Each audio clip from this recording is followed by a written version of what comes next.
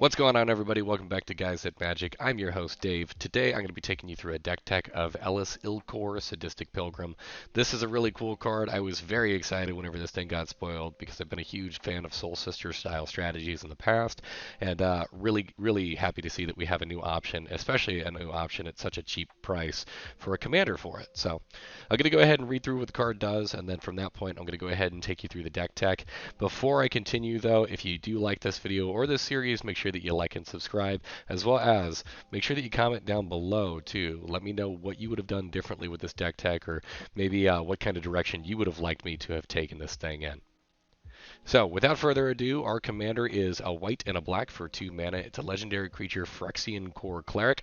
It's a 2/2 with Death Touch, and it says, whenever another creature enters the battlefield under your control, you gain 1 life, and whenever another creature you control dies, each opponent loses 1 life. So it's kind of got a little bit of a Soul Sister-esque to it. It's also got a little bit of a Blood Artist-esque to it. Kind of a mix of both in this, and I absolutely love this card. So this deck as a whole, essentially what we're going to be doing is trying to capitalize on that draining effect. We're going to be hitting our opponents for 1. We're going to be padding our life total.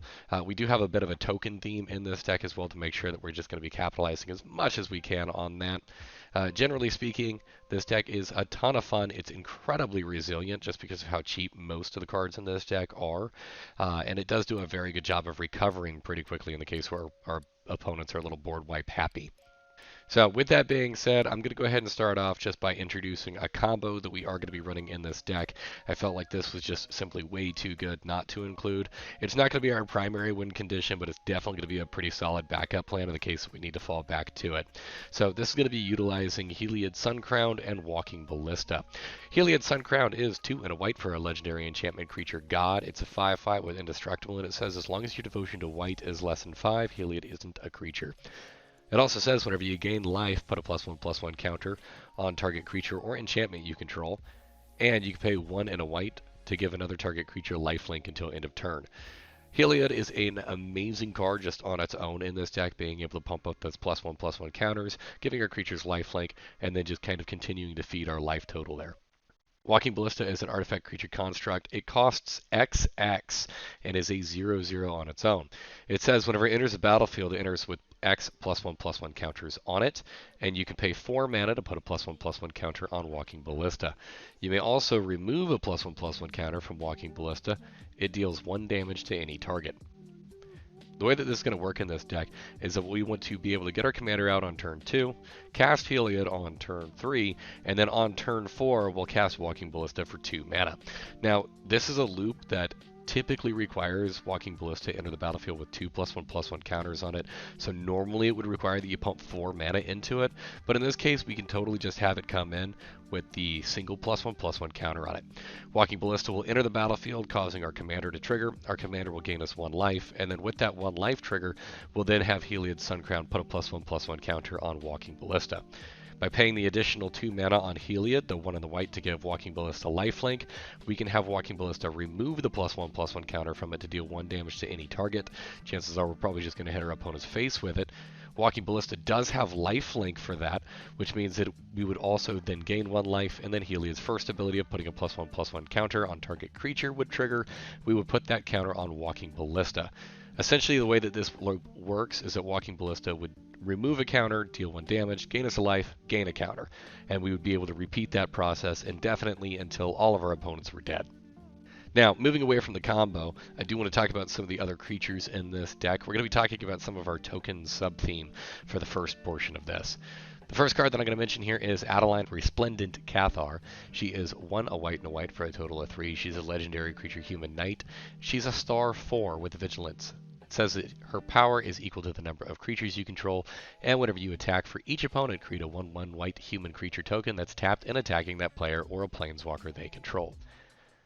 Next up, we have Ancient Gold Dragon. This is 5 and 2 white for a total of 7. It's a creature Elder Dragon. It's a 7/10 with flying. It says whenever Ancient Gold Dragon deals combat damage to a player, roll a d20. You create a number of 1/1 blue fairy dragon creature tokens with flying equal to the result. Defiler of Faith is 3 a white and a white for a new card. This is a creature Phyrexian human. It's a 5/5 with vigilance. It says, as an additional cost to cast white permanent spells, you may pay 2 life. Those spells cost a white less to cast if you paid life this way. This effect reduces only the amount of white mana you pay. It also says, whenever you cast a white permanent spell, create a 1/1 white soldier creature token. Endrixar, Master Breeder, is 4 and a black for a legendary creature human wizard. It's a 2/2, and he says, whenever you cast a creature spell, put X 1/1 black Thul creature tokens onto the battlefield, where X is that spell's converted mana cost. Whenever you control 7 or more Thralls, sacrifice Endrixar, Master Breeder. Jadar, Gucaller of Nephelia, is in this list as well. It's 1 and a black for a legendary creature human wizard. A 1/1 with, at the beginning of your end step, if you control no creatures with Decayed, create a 2/2 black zombie creature token with Decayed. Ministrant of Obligation is 2 and a white for a human cleric. It's a 2/1 with Afterlife 2. Afterlife, for those of you who maybe don't remember, says that whenever this creature dies, in this case you'll create 2 1/1 white and black spirit creature tokens with flying. Ophiomancer is 2 and a black for a creature human shaman. It's a 2/2 that says at the beginning of each upkeep, if you control no snakes, create a 1/1 black snake creature token with Death Touch. Orzhov Enforcer is 1 and a black for a creature human rogue. It's a 1/2 with Death Touch. It's got Afterlife 1. That means that whenever this creature dies, you'll create a 1/1 white and black spirit creature token with flying. Lastly, to wrap up our token theme in this deck, we're going to be running Teysa Karlov. She is 2 a white and a black for a legendary creature human advisor. She's a 2/4, and she says that if a creature dying causes a triggered ability of a permanent you control to trigger, that ability triggers an additional time. Creature tokens you control have vigilance and lifelink. So all of these cards that I've just mentioned, they're going to do a wonderful job being able to make sure that we're pumping out a ton of tokens, making sure that we're going to be feeding into our commander's ability to gain us a bunch of life, while also giving us tons of expendable creatures for us to be able to use as blockers, start swinging in just recklessly with them, or later on start maybe sacrificing them to capitalize on our commander's ability. Now, we obviously are going to be caring about life gain in this deck, but I don't really care so much about just getting our life total super high. Instead, I want to be capitalizing it in a way that's going to be punishing our opponents whenever we're gaining life. So the first card here that I'm going to talk about is Archangel of Thune. This is 3 and 2 white for a creature angel. It's a 3/4 with flying and lifelink, and it says whenever you gain life, put a +1/+1 counter on each creature you control. With our token theme in this deck, and with us trying to go as wide as we possibly can, that means that all of our tokens are going to get really big really quickly, and if we do manage to get more tokens in play, it'll proc our commander even further, allowing us to put out even more +1/+1 counters. Archangel of Thune is a creature that our opponents are going to need to kill on sight. Marauding Blight Priest is 2 and a black for a creature vampire cleric. She's a 3/2, and she says whenever you gain life, each opponent loses 1 life. Vito Thorn of Duskrose is 2 and a black for a legendary creature vampire cleric. He's a 1/3 and says whenever you gain life, target opponent loses that much life. You can also pay 3 and 2 black, and it says creatures you control gain lifelink until end of turn. So it allows us to really be able to pad up our life total and potentially just blow out opponents with that second ability. We care a lot about our creatures dying in this deck as well, really trying to capitalize off that. So this next group of creatures is really going to be focused around that synergy. The first one here is Blood Artist for a 1 and a black for a total of 2. You get a creature vampire. It's a 0/1 that says whenever it or another creature dies, target player loses 1 life and you gain 1 life. Cruel Celebrant is a white and a black for a creature vampire 1/2. It says whenever Cruel Celebrant or another creature or planeswalker you control dies, each opponent loses 1 life and you gain 1 life. And Zulaport Cutthroat for a 1 and a black for a total of 2. It's a creature human rogue ally. It's a 1/1 and it says whenever it or another creature you control dies, each opponent loses 1 life and you gain 1 life. This is really powerful whenever we have one of these in play and a ton of tokens, because this is going to mean that our opponents probably are not going to want to be dropping some board wipes. We're going to be potentially draining them for a pretty significant quantity. It also means that our creatures, our little tokens, can start attacking in recklessly. We don't care about if they die, because if they die, we'll still be able to get some life out of them and drain our opponents. Grim Horispex is 2 and a black for a creature human wizard. It's a 3/2. It's got Morph, which is basically just a flavor text on this card because we're probably never going to use it. But the reason why we do care about this is because it says whenever another non-token creature you control dies, draw a card. Now, sadly, this won't work with the token theme that we have going in this deck, but this should still be able to pretty reliably draw us a couple of cards before this ends up biting the bullet. Midnight Reaper is 2 and a black for a creature zombie knight. It's a 3/2 that says whenever a non-token creature you control dies, Midnight Reaper deals 1 damage to you and you draw a card. Morbid Opportunist is 2 and a black for a creature human rogue. It's a 1/3 and says whenever 1 or more creatures die, draw a card. This ability triggers only once each turn. Now, it may only trigger once each turn, but in the case we do have a sacrifice outlet, we can always start sacrificing our things on our opponent's turns as well, and be able to make sure that we're drawing extra cards that way too. Spawn of Ulamog is 1 and 2 black for a total of 3. It's a creature vampire shaman. It's a 2/2. It says whenever it or another non-token creature you control dies, you may put a 0/1 colorless Eldrazi spawn creature token onto the battlefield. It has sacrifice this creature to add 1 colorless to your mana pool. As far as our sacrifice dedicated creatures in this deck, we're only going to be running 2. The first one here is Woe Strider. This is 2 and a black for a creature horror. It's a 3/2 and says whenever it enters the battlefield, you create a 0/1 white goat creature token. You can sacrifice another creature to scry 1. You can pay its escape cost of 3 and 2 black, as well as exile 4 other creature cards from your graveyard. And whenever it does escape, it enters with 2+1/+1 counters on it. Vizia Seer is a single black mana for a creature vampire wizard. It's a 1/1 that says sacrifice a creature, scry 1.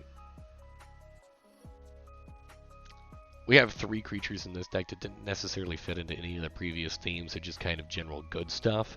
The first one here is Selfless Spirit. It is 1 and a white for a creature spirit cleric. It's a 2/1 with flying that says sacrifice it. Creatures you control gain indestructible until end of turn.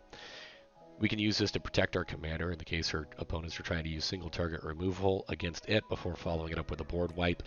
Generally speaking, Selfless Spirit is just a fantastic card to have around. It's going to make our opponents have to do a little bit more thinking before they can start swinging in to attack us. Giver of Runes is a single white mana for a creature core cleric. It's a 1/2 that you can tap and says another target creature you control gains protection from colorless or from the color of your choice until end of turn. And Mother of Runes is a single white mana for a creature human cleric. It's a 1/1 that you can tap and says target creature you control gains protection from the color of your choice until end of turn. We're going to be running 3 creatures in this deck that are going to function as tutors. The first one here is Ranger Captain of Eos. This is 1 a white and a white for a total of 3 mana. He's a creature human soldier, a 3/3. It says whenever he enters the battlefield, you may search your library for a creature card with converted mana cost 1 or less, reveal it, put it into your hand, then shuffle your library. You can also sacrifice Ranger Captain of Eos, and your opponents can't cast non-creature spells this turn. So it kind of shuts them off from being able to interact with you temporarily. Recruiter of the Guard is 2 and a white for a creature human soldier. It's a 1/1 and says whenever it enters the battlefield, you may search your library for a creature card with toughness 2 or less, reveal it, put it in your hand, then shuffle your library. Lastly here we have Ranger of Eos. This is 3 and a white for a creature human soldier. It's a 3/2 and says whenever it comes into play, you may search your library for up to 2 creature cards with converted mana cost 1 or less, reveal them, put them into your hand, and if you do, shuffle your library. The reason why I'm going to include all 3 of these cards is because they all have the ability to go and tutor through our deck to find Walking Ballista. To round out the rest of our creatures, we're running a somewhat minimal recursion package here. We do have Athreos, God of Passage. This is 1 a white and a black for 3 mana. It's a legendary enchantment creature god. A 5/4 with indestructible and says as long as your devotion to white and black is less than 7, Athreos isn't a creature. It does, however, say that whenever another creature you own dies, return it to your hand unless target opponent pays 3 life. So a nice little added drain effect in the case that our opponents don't want our creature to come back to our hand, and recursion whenever we can. Priest of Fellrights is a white and a black for a creature human warlock. It's a 2/2 that you can tap it, pay 3 life, and sacrifice it to return target creature card from your graveyard to the battlefield. Activate only as a sorcery. It's got an unearth ability as well, where you can unearth it for 3 a white and a black, a total of 5, where you return it from your graveyard to the battlefield. It gains haste, and you exile it at the beginning of the next end step, or if it would leave the battlefield. And then same thing here, you can unearth only as a sorcery. Lastly here, we're going to be including Luminous Broodmoth. This is 2 and 2 white for a total of 4. It's a creature insect with flying. It's a 3/4 and says, whenever a creature you control without flying dies, return it to the battlefield under its owner's control with a flying counter on it. So whenever our things die, we get them back, and we get them even better than before. That's going to wrap up the creatures in this deck. Next up, we're going to be moving over to the instants and sorceries. This first group is just going to be focused on interaction. The first card here that we're going to include is Vindicate. Vindicate is 1 a white and a black for a sorcery. It says destroy target permanent. Anguish Unmaking is 1 a white and a black for a total of 3. It's an instant that says exile target non-land permanent, you lose 3 life. We're going to include Swords to Plowshares in here for a single white mana. It's an instant that says exile target creature, its controller gains life equal to its power.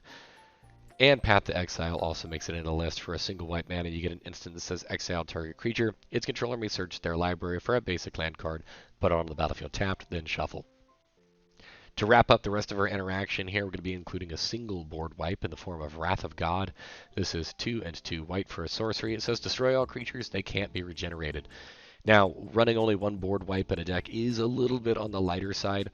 However, I am kind of relying a little bit more on the fact that we're going to be having a lot of little creatures interplay, quite a bit of tokens coming into play as well, so we should be gumming up the board state relatively quickly. Board wipes aren't really going to be feeding into our strategy a whole lot. In fact, actually, we kind of want to be capitalizing off our opponents dropping them, and us being the deck that they have to board wipe against. As far as the rest of our instants and sorceries here, the next little group that we're going to talk about are all focused around making sure we can make a ton of tokens. The first one here is SRAM's Expertise. This is 2 and 2 white for a total of 4. It's a sorcery that says create 3 1/1 colorless servo artifact creature tokens, and you may cast a card with converted mana cost 3 or less from your hand without paying its mana cost. Lingering Souls is 2 and a white for a sorcery. It says put 2 1/1 white spirit creature tokens with flying onto the battlefield. You can also cast it for its flashback cost of 1 and a black to cast it a second time from the graveyard. Storm Herd is 8 and 2 white for a massive total of 10 mana. It's a sorcery that says create X 1/1 white Pegasus creature tokens with flying, where X is your life total. This card costs just shy of 1,000,000 mana, is an incredibly difficult one to cast. However, in the case that we do manage to cast this, not only does it make a ton of tokens for us, but assuming that our commander's in play, it also doubles our life total, since all those creatures coming in will then trigger our commander. Benevolent Offering is 3 and a white for an instant. It says choose an opponent. You and that player each create 3 1/1 white spirit creature tokens with flying. Choose an opponent. You gain 2 life for each creature you control, and that player gains 2 life for each creature they control. Now, you are going to be having an opponent gain 3 tokens. You're also going to be giving another one of your opponents a little bit of life. Hopefully, you can mitigate this in a way where you're using the Lifegain on an opponent who doesn't have very many creatures, and then same kind of thing with those tokens. Give them to a player that maybe it's not super relevant for. Secure the Wastes is an instant that is an X and white. It says put X 1/1 white warrior creature tokens onto the battlefield. Being able to pump out a huge number of tokens at instant speed is really, really powerful in this deck. White Sun Zenith is X and 3 white. It's an instant that says put X 2/2 white creature tokens onto the battlefield, and then shuffle White Sun Zenith into its owner's library. Another instant speed effect to be able to dump tokens into play. Lastly here, we're going to be including a card that I really do enjoy and I find to be bad in most lists, but I think actually really works pretty well with this one, is going to be Ink Shield. Ink Shield is 3 a white and a black for an instant. It says prevent all combat damage that would be dealt to you this turn. For each 1 damage prevented this way, create a 2/1 white and black Inkling creature token with flying. So in the case our opponents attack in and we maybe don't block or can't block it, we can cast Ink Shield, be able to negate all of that damage, hopefully make a ton of tokens off of it.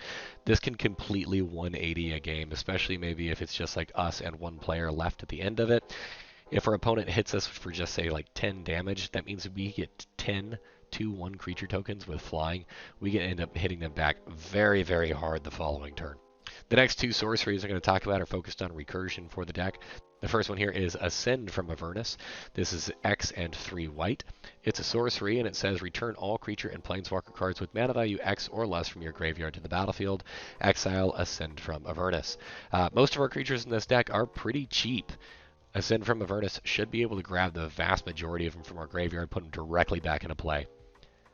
Victimize is also in here. This is 2 and a black for a total of 3. It's a sorcery. It says choose 2 target creature cards in your graveyard, sacrifice a creature.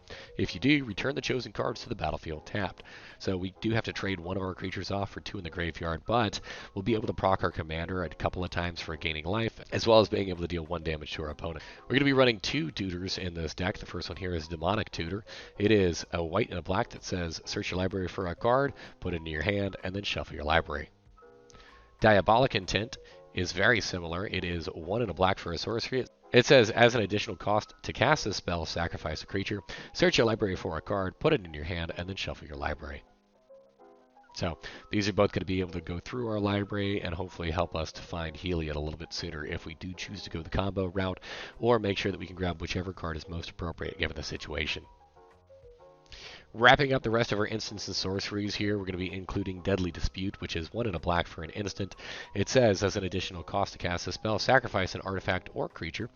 It says, draw 2 cards and then create a treasure token. Village Rites is a single black mana for an instant that says, as an additional cost to cast a spell, sacrifice a creature, draw 2 cards. And then Dark Ritual is a single black mana for an instant that says, add 3 black mana to your mana pool. Moving over into some of our artifacts, we do have 3 in this deck that are not dedicated towards just mana ramp. The first one here is Bontu's Monument. For 3 mana, you get a legendary artifact. It says black creature spells you cast cost 1 less to cast, and whenever you cast a creature spell, each opponent loses 1 life and you gain 1 life. So it feeds into the drain effect of this deck. Oketra's Monument is 3 mana for a legendary artifact. It says white creature spells you cast cost 1 less to cast, and whenever you cast a creature spell, create a 1/1 white warrior creature token with vigilance. So feeding into the token strategy and synergy of this deck. Lastly here, we're going to include probably the best equipment in the entire game, especially whenever it comes to token-based decks, and that's going to be Skull Clamp. For a single mana, you get an artifact equipment. It says equipped creature gets +1/-1, and whenever the equipped creature dies, draw 2 cards. It's got an equip cost of 1. This is one of the best draw engines in the game in the case you're running tokens, which makes total sense in a list like this. To wrap up, the rest of the artifacts are all going to be focused on mana rocks. I'm not really going to talk about most of these because I feel like, for the most part, you're probably pretty familiar with what most of these do. We're going to be including Soul Ring, Arcane Signet, Felwar Stone, Talisman of Hierarchy, Mind Stone, and Orzhov's Signet in this list. All of these cards come down and allow us to be able to tap them later on for some mana. Now, I have noticed in this deck that all of our 2-drop artifacts do compete for the same spot that our commander does. It does make things a little bit awkward on turn 2, whether or not you would want to drop one of these into play or cast the commander. I have noticed, just generally speaking though, I don't really want to play with any of the 3 mana rocks, just because I would rather just save the extra mana and then potentially drop 2 things on turn 3. So drop the commander on turn 2, and then maybe drop, I don't know, Felwar Stone and maybe another creature on turn 3 to follow it up with. The last one here is going to be Ashnod's Altar. This one is 3 mana for an artifact. It says, sacrifice a creature to add 2 colorless mana to your mana pool. The reason why this card is so incredibly powerful is because with all of those tokens we're going to be producing, we can then use them as fodder to help us hit those more expensive drops, such as that 10-drop I mentioned earlier. We're going to be just running 3 enchantments in this deck. The first one here is Bastion of Remembrance. This is 2 and a black for an enchantment. It says whenever it enters the battlefield, create a 1/1 white human soldier creature token, and whenever a creature you control dies, each opponent loses 1 life and you gain 1 life. Cathar's Crusade is 3 and 2 white for an enchantment. It says whenever a creature enters the battlefield under your control, put a +1/+1 counter on each creature you control. This, with our token strategy, is a card that our opponents need to deal with immediately. If this is capable of getting anywhere in our deck, they're going to be absolutely steamrolled. Felidar Retreat is another card that's going to be able to quickly help us close out games. This is 3 and white for an enchantment. It has landfall. It says whenever a land enters the battlefield under your control, choose 1. The first mode says create a 2/2 white cat beast creature token. The second mode says put a +1/+1 counter on each creature you control. Those creatures gain vigilance until end of turn. That second mode is going to be incredibly impactful, especially with all of our tokens that we're going to be producing in this deck. Being able to put all those +1/+1 counters on our creatures plus vigilance is also a very, very powerful effect. All right, so moving over to the mana base of this, luckily this is a 2-color deck, and for the most part, we're pretty low to the ground. I don't necessarily feel like we need too crazy of a mana base here. It's really just going to be focused on making sure that we can hit our colors pretty early on, and just generally speaking, with a 2-color mana base, I don't think that's going to be all that difficult. So the first thing that we're going to talk about here is Bright Climb Pathway. This is one of the Zendikar pathways. On the front, you can have it come in and have it tap for a white. On the back, you can have it come in and have it tap for a black. The only thing about these is that you do need to make the decision whenever you do play the land. It can't later on tap for the other color, so it's just going to enter in whatever side you're going to need it for, but these are totally fine. Next up here we have Caves of Koilos. This is our pain land for these colors. You can have it tap for a colorless mana, or you can have it tap and add either a white or a black mana to our mana pool. If we do, it'll deal 1 damage to us. Not really a whole lot of a problem with that though, considering that our deck is a Lifegain deck. Next up here we have good old Command Tower. In this case, it'll tap for either one of the 2 colors of our commander's color identity. Just generally speaking, if you're playing Commander, you probably want a Command Tower in there too. Fetid Heath is going to be making our list. This is a land that you can tap for either a colorless mana, or if we pay a white or a black, we can tap it and add either 2 white, 2 black, or a white and a black. So it does a little bit of mana fixing for us. Make sure that we can either end up getting double of the pips of whatever we need, or if we're missing a color, it'll help to make sure that we can also hit that color that we are missing out on. Vault of Champions says that it enters the battlefield tapped unless we have 2 or more opponents. In a game of EDH, generally speaking, you're going to have at least 2 or more opponents. Even in the case that somebody's kind of dirtling or not doing very well and gets knocked out early on in the game. This can tap for either a white or a black, so excellent card here. These are relatively cheap right now too, so would recommend you go pick up the cycle of these just for your own personal use. Isolated Chapel is our check land that we're going to be included in here. It is battlefield tapped unless we control either a plains or a swamp, which luckily for us, there are a ton of in this deck. You can tap it to add either a white or a black to our mana base. Tainted Field is another one of the lands that we're going to add in here. In fact, actually, it's the last non-basic. This one you can tap to add a colorless mana to your mana pool, or you can tap it for either a white or a black, but you can only do that if you control a swamp. So a little bit odd on the restriction there. It's not going to help you out if you don't have that swamp already in play, so do keep in mind this is probably not going to be the turn 1 land that you want to drop into play, but generally speaking, we have a ton of basics in here. I'm not super worried about that. Lastly, to wrap this up, we're going to be including 14 plains and 14 swamps. Just a complete even mix on the 2 of those. Overall, whenever I've come to just kind of goldfishing this deck, just playtesting it, I haven't had any problems whatsoever with the mana base. This deck seems to be able to kick off the ground very, very easily and just quickly be able to start humming. All in all, this deck comes in at about $330. At least that's what the TCG price has it for me as of the time of this recording. I think that this deck is pretty solid. Elas il-Kor, I think, is a really interesting commander. I love the fact that it's only a 2-drop, so it's going to be relevant throughout the entire game. You're never going to hit a point where this thing is going to be too expensive for you to be able to cast it.